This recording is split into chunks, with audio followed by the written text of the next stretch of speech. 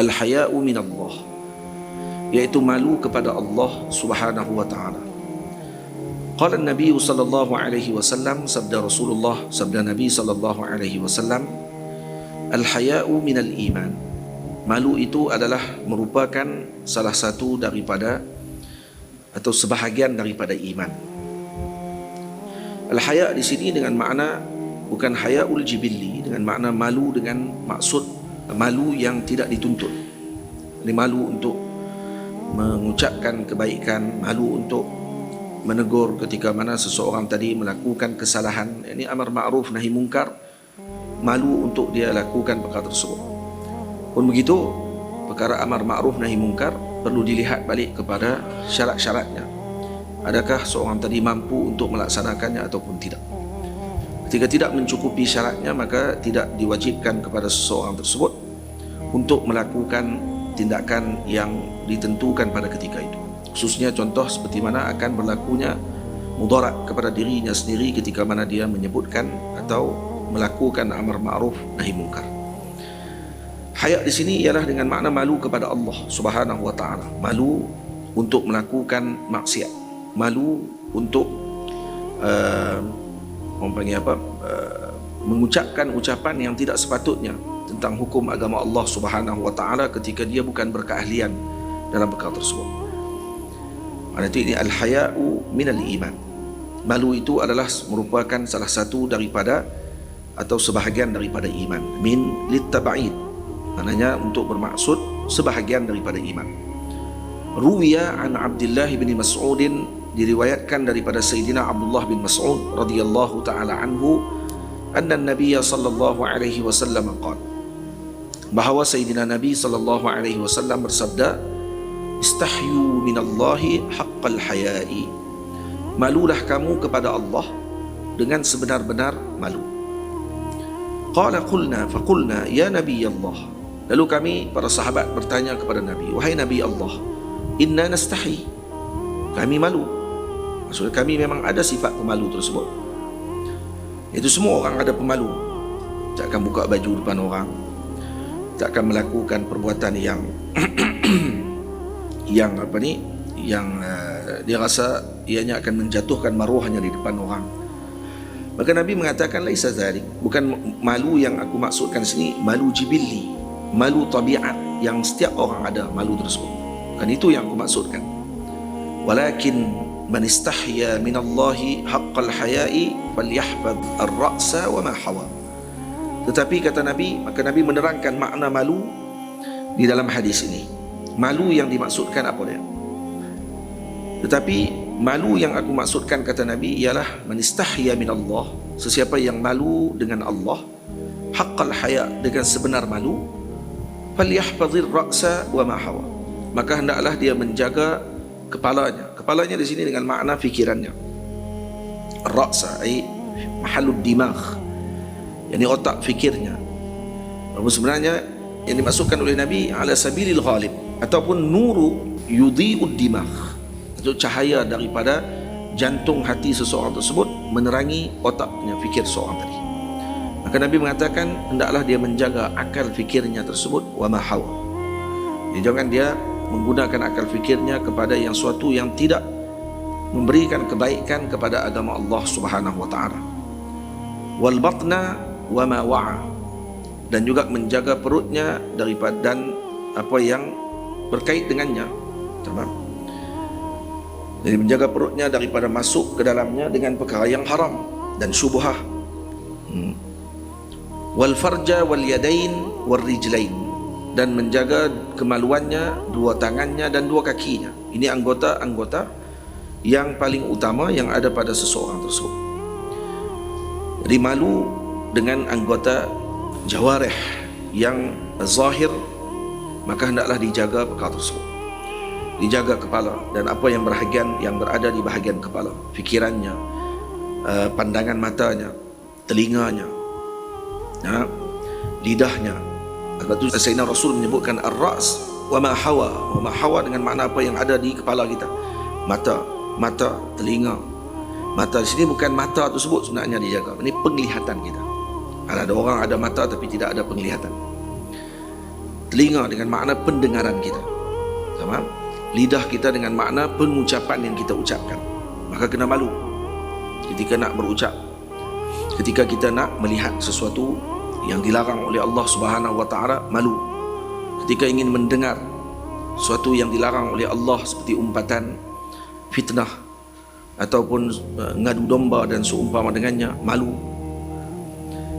Wal batna wa ma wa'a, dan juga perut dengan apa yang dijaganya. Wal farja wal yadaini wal rijlain, kemaluannya, dua tangannya dan dua kakinya. Wal yazkuril mauta wal bila, dan hendaklah dia mengingati kematian dan al-bila. Al-bila bikasril ba ay al-fana. Yang tu tidak disebut oleh Nabi tu. Bikasril ba tu tak sebutlah. Yang tu syarahan tu. Tak kira kata wal yazkuril mauta wal bila, lepas tu bikasril ba'i ay al-fana. Dia ingat tu Rasulullah sebut. Tak. Yang tu tafsiran daripada musannif. Al-bila dengan makna al-fana, maksudnya mengingati bahawa kita akan mati dan hancur.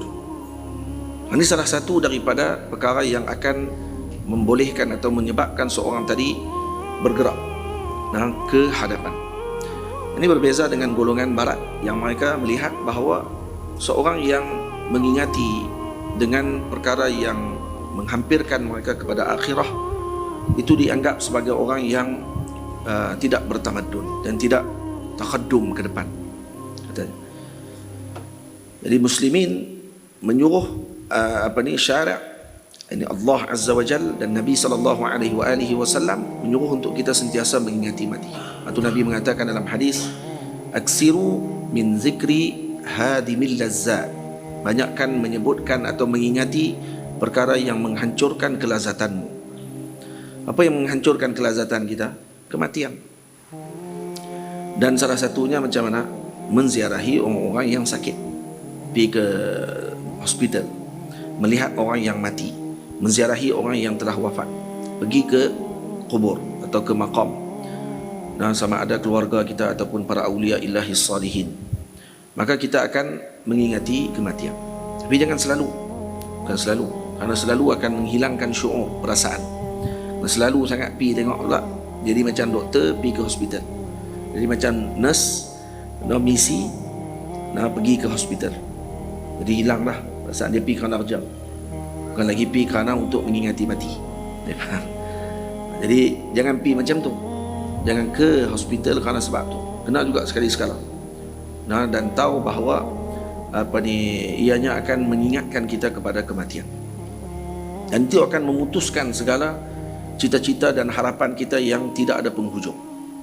Manusia ini penuh dengan cita-cita, penuh dengan harapan. Tapi ketika mana dia melihat kematian dan melihat orang yang sakit dan melihat kubur, maka ketika tersebut akan terbatal semua cita-cita yang tidak menyampaikan dia kepada Allah Azza wa Jalla. Jadi Nabi SAW menyuruh untuk kita membanyakkan mengingati mati dan bila. Jadi bukan mengingati mati di sini dengan makna menyebutkan mati. Yadhkur di sini bukan dengan makna zikrul maut dengan makna al-maut, al-maut, al-maut. Dah tu. Pegang tasbih betul sebut al-maut, al-maut. Dah. Hatta sama dengan kita berzikir dengan subhanallah, subhanallah, subhanallah. Kita kata tu kita telah banyak zikir. Dan az-zikru bukan dengan makna at-taraddud, bukan dengan makna membanyakkan pada lidah kita pada sebutan semata-mata. Tapi az-zikru dengan makna al-istihdhar, menghadirkan dalam fikiran kita.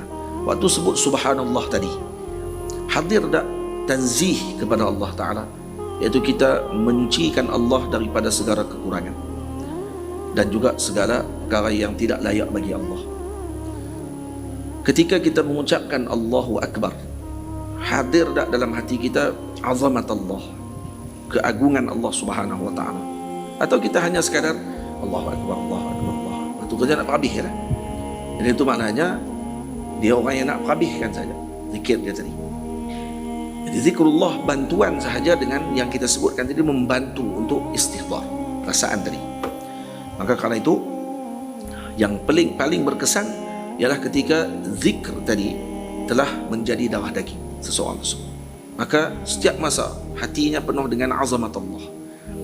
Maka waktu itu dia ahli zikr. Sebab tu Nabi SAW menyebutkan fas'alu ahla dzikri in kuntum la ta'lamun.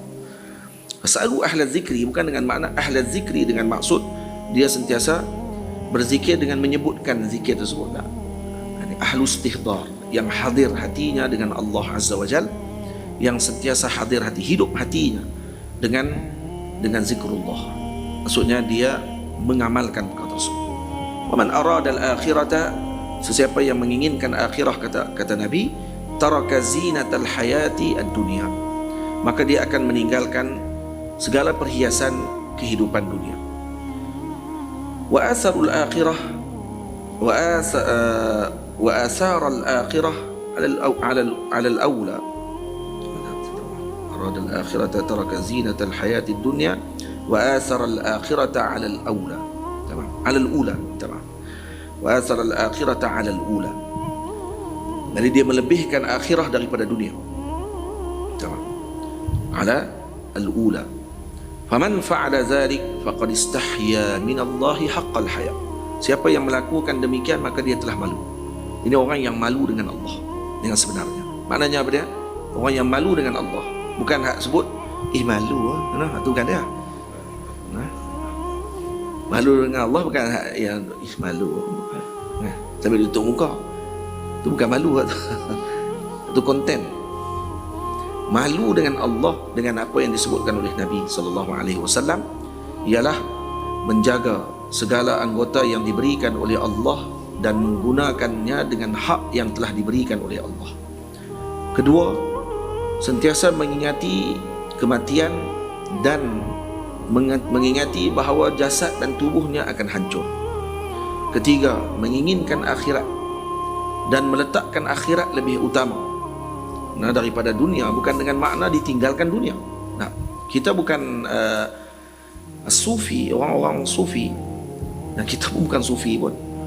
Kita ni mencintai orang-orang sufi. Para sufi, mereka tidak menganjurkan kepada umat untuk meninggalkan dunia bil kulliyah, dengan seluruhnya ditinggalkan dunia. Karena Nabi SAW menyebutkan ad-dunya mazra'atul akhirah. Dunia adalah tempat tanaman bagi kita menuai hasilnya di akhirah. Maka dunia tempat untuk kita menggunakannya dengan sebaiknya. Dan kemudian kata Nabi SAW, siapa yang melakukan perkara yang kita disebutkan tadi, maka sebenarnya dia telah malu dengan Allah dengan sebenar malu. Malu ni maknanya tindakan yang dia buat. Malu ni adalah gabungan daripada rasa syukurnya kepada Allah dan perlaksanaannya tadi kepada malunya kepada nikmat yang Allah Ta'ala berikan tadi tidak seperti mana apa yang diberikan oleh Allah. Perasaan tu hadir maka dia akan malu. Tidak. Kita ketika mana seorang memberikan kepada kita dengan kebaikan, kemudian kita tidak mampu untuk membalas kembali jasa orang tersebut dengan sepenuhnya, kita rasa apa? Kalau kita rasa tak ada apa, maknanya ni orang yang tak tahu malu lagi. Dia tak tahu malu. Tapi kalau kita rasa dalam hati kita, saya ni tak boleh nak buat macam mana yang dilakukan oleh fulan kepada saya.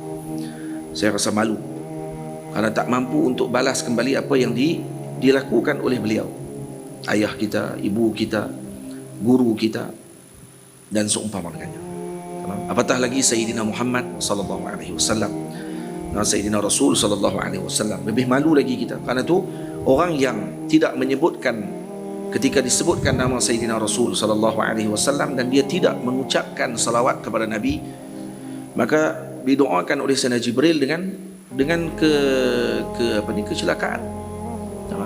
Orang yang disebutkan nama Nabi tapi tidak diucapkan salawat ketika tersebut, maka ini orang yang celaka. Kenapa? Tak tahu malu. Kerana dia tidak tahu sebab kepada wujudnya tadi adalah Sayyidina Rasul sallallahu alaihi wasallam. Sebab wujudnya alam ini adalah Sayyidina Rasul sallallahu alaihi wasallam. Jadi kerana itu kalau kita tahu keadaan tersebut, maka kita tidak akan meninggalkan melakukan taat kepada Allah. Itu makna malu kepada Allah.